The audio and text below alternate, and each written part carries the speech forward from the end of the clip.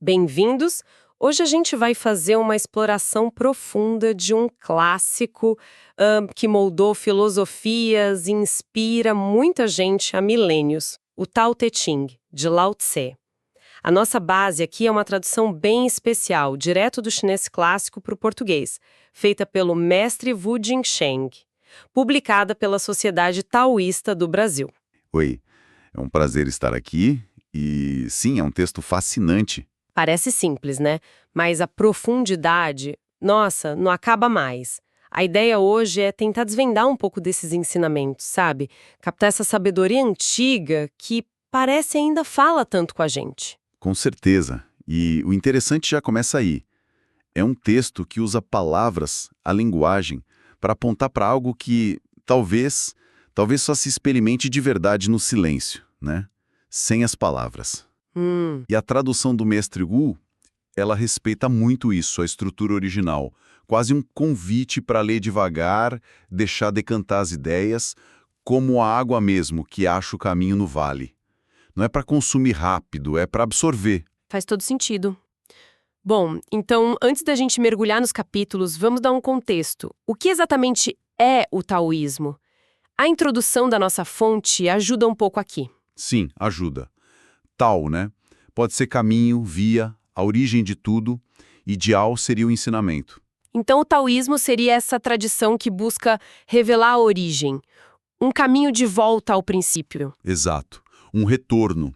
E nesse caminho, o Tao Te Ching é, assim, central. Imagina o conhecimento taoísta como uma árvore, né? Uma árvore, como assim? A raiz seria o I Ching, o livro das mutações, com aquela sabedoria dos ciclos e tal.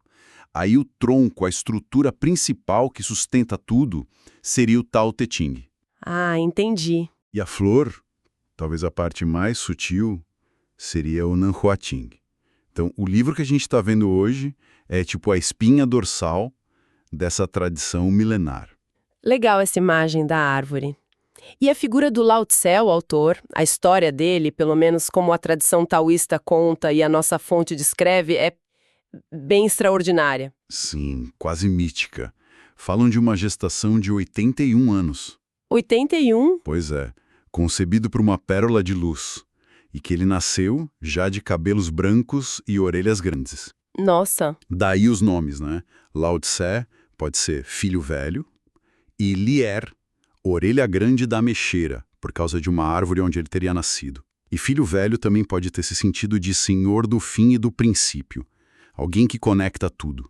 Uau. A tradição diz que ele foi bibliotecário, historiador real, e depois decidiu fazer uma grande viagem para o Ocidente. E aí que o livro surge. E isso, chegando numa fronteira, um oficial percebeu a sabedoria dele e pediu para ele deixar os ensinamentos por escrito. Ah, E aí Lao Tse editou o Tao Te Ching para esse oficial, que virou discípulo dele. A história continua, fala de ascensão luminosa no deserto. é bem fantástico. Mas o ponto principal dessa origem meio lendária é reforçar que o ensinamento vem de uma fonte muito profunda, sabe? Atemporal. E é importante falar do tradutor dessa edição, o Wu Jingsheng. Sim, você mencionou. Ele não é só um estudioso. Ele é um sacerdote taoísta, alguém que vive isso, os rituais, a alquimia interna, o Xing. Isso traz uma camada de compreensão para a tradução que vai além do acadêmico. É vivência. Entendi. Isso deve fazer uma diferença enorme para tentar capturar o tal do indizível que o texto fala. Bom, então vamos para o texto mesmo, capítulo 1. Já começa dando um nó na cabeça, né? O caminho que pode ser expresso não é o caminho constante. O nome que pode ser enunciado não é o nome constante. O que isso quer dizer na prática? É um aviso logo de cara, tipo, olha, aquilo que a gente consegue botar em palavras, definir, rotular, não é a coisa em si, não é o tal na sua totalidade imutável. A linguagem limita. Certo. Aí ele introduz o sem nome, que seria a origem de tudo, antes de qualquer forma, e o com nome, que seria a mãe de tudo que existe, das 10.000 coisas, como o texto chama. As 10.000 coisas, tudo que existe. E ele fala de 2 jeitos de olhar para isso. Sem aspiração, sem intenção, para ver as maravilhas, as manifestações sutis, e com aspiração, mantendo a vontade, para ver o orifício, que pode ser luz ou abertura. É como se fossem duas lentes. Exatamente, duas formas de contemplar. E o interessante é que ambas as visões, tanto a das manifestações quanto a dessa abertura de luz, vêm do mesmo lugar. Um lugar que o texto chama de mistério. Shuwen. Mistério. É. E Shuwen também pode significar cor negra, profunda. Não é um mistério tipo um enigma para resolver com a cabeça, sabe? É a profundidade insondável de onde tudo brota. Onde os opostos se encontram. É o mistério dos mistérios. A porta para entender o resto. O foco é na experiência, na contemplação, não na definição. Entendi. Isso meio que prepara o terreno para o capítulo 2, né? Que fala da relatividade. Quando os seres sob o céu reconhecem o belo como belo, então isso já se tornou um mal. Isso é forte.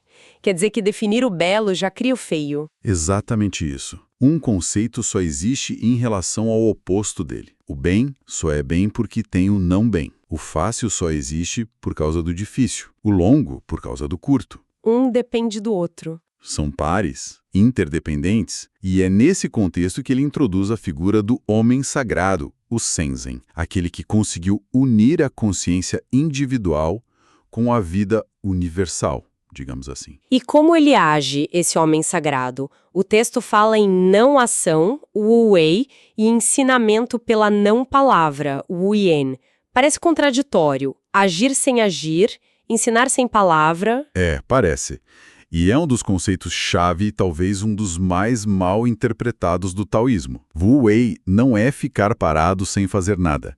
Não é inércia. Ah, não é? Não. É agir sem aquele esforço egoísta, sabe? Sem forçar a situação. Em harmonia com o fluxo natural das coisas. Pensa em remar a favor da correnteza e não contra. Ou como um bom jardineiro cuida da planta. Ele dá as condições, mas não força ela a crescer. Entendi. É uma ação mais Sutil, fluida. sem atrito. E o yen, a não palavra, é parecido. É comunicar sem a intenção de só manipular ou informar, mas de despertar um entendimento mais profundo. Muitas vezes pelo exemplo ou até pelo silêncio certo na hora certa. O sábio faz as coisas, realiza, mas ele não se apega ao resultado, não busca o crédito para si.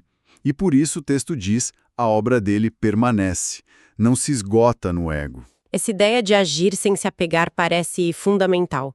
E o capítulo 3 leva isso para a governança. Exato. Ele aplica essa lógica a como um bom líder deveria agir. Diz que o governante sábio, para manter a paz, ele não valoriza tesouros, não enobrece matéria de difícil aquisição, não admira o que é desejável. É o contrário do que a gente vê por aí, né? Marketing, desejo, status. Totalmente. É muito contraintuitivo para a nossa lógica atual de crescimento, consumo, competição. A ideia ali é não inflamar a cobiça, a disputa entre as pessoas. Tá, mas como ele faz isso? O texto descreve como o sábio governa. Ele esvazia seu coração, ou seja, acalma a mente que fica só na razão, nas emoções agitadas, nas intenções egoístas. Enche seu ventre, fortalece a energia vital à base, enfraquece suas vontades, diminui os desejos artificiais, aqueles que geram conflito, e robustece seus ossos, fortalece a estrutura essencial, o básico. Mas quando fala em manter o povo sem conhecimentos e desejos, não soa um pouco, sei lá, como manter na ignorância para controlar? É uma leitura possível se a gente tirar do contexto, claro. Mas a intenção parece ser outra. Não é sobre ignorância no sentido de falta de saber.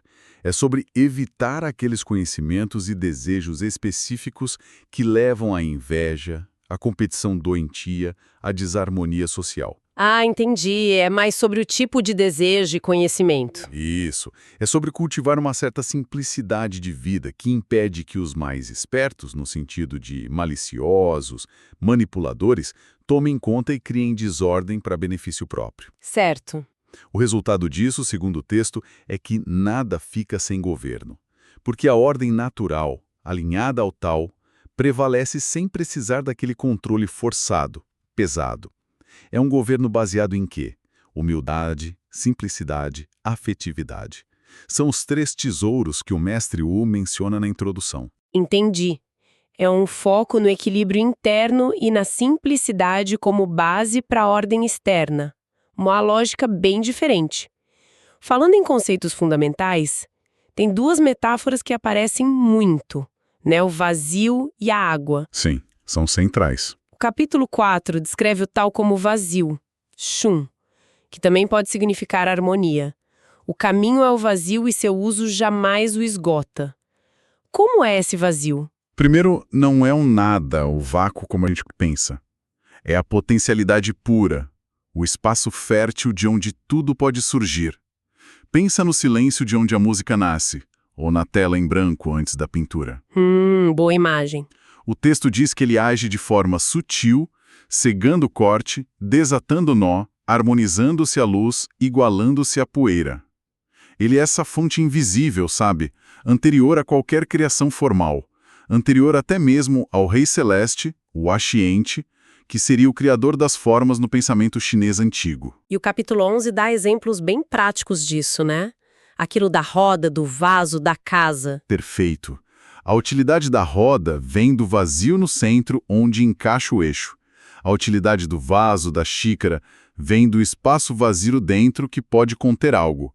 A utilidade da casa vem do espaço vazio criado pelas paredes, portas e janelas. Assim, da existência vem o valor e da não existência a utilidade. É isso, né? Exatamente. O vazio não é só uma ideia filosófica, ele é funcional. É o que permite que a forma tenha propósito. É um conceito-chave para entender a perspectiva taoísta. O poder está muitas vezes naquilo que a gente não vê, que não mede. Muito interessante. E a outra grande metáfora, a água, capítulo 8. A bondade sublime é como a água. Por que a água especificamente? Pelas qualidades dela. Pensa bem, a água beneficia tudo e todos, sem fazer distinção. Ela flui para os lugares mais baixos, aqueles que as pessoas geralmente desprezam. Isso mostra a humildade dela. É verdade. E por essa capacidade de nutrir sem escolher, e por essa humildade, ela se assemelha ao caminho, ao tal. Na alquimia taoísta, a água é até vista como o símbolo do sopro primordial, da energia original. E o capítulo continua detalhando como viver essa bondade da água, né? Se adaptar ao lugar onde se está, ter profundidade no pensamento como um lago, ser fraterno na convivência, confiável na fala. Ordenado no governo, capaz na realização, oportuno na ação. Isso. E qual o resultado de viver assim, como a água? O texto diz: não dispute, assim não haverá rivalidade. Porque a água não disputa, ela contorna, se adapta. Exato. Ela ensina muito. Adaptabilidade toma a forma do recipiente onde está. Persistência, água mole em pedra dura, tanto bate até que fura, né? Humildade, sempre buscando o nível mais baixo, e mostra a força imensa que existe na suavidade. E o capítulo 78 volta nisso, né? Dizendo que nada é mais suave que a água, mas ela vence o duro e o forte. Sim, a suavidade vence a força, o brando vence o duro. É um princípio que desafia a nossa ideia comum de que força é sempre rigidez, agressividade. O taoísmo valoriza a força flexível. Essas metáforas do vazio e da água são muito fortes mesmo. E além delas, o texto vai trazendo outros conceitos que se conectam, né? Como a ideia de quietude e retorno à origem. Sim, isso é bem importante. Aparece forte nos capítulos 6 e 16, por exemplo. O 6 fala do espírito do vale, Gyu Xian, que seria a consciência do vazio, algo que nunca morre. E fala do orifício misterioso, Xuan Xuan, a raiz do céu e da terra, onde tudo se cria e se desfaz. E o conselho é: seja suave e constante, usufruindo sem se apressar. Calma, constância. Isso. E isso leva direto ao capítulo 16. Ele fala que alcançar o extremo vazio e permanecer na quietude permite que a gente contemple o retorno de todas as coisas à sua origem, à sua raiz. Conhecer essa constância, esse ciclo, é a iluminação. Ignorar isso leva ao erro, ao infortúnio. E essa quietude não é ficar parado, estagnado. De jeito nenhum. O texto mesmo diz algo como: o turvo, através da quietude, torna-se gradualmente límpido, e o quieto, através do movimento, torna-se gradualmente criativo. Ah, então a quietude limpa a mente. Exatamente.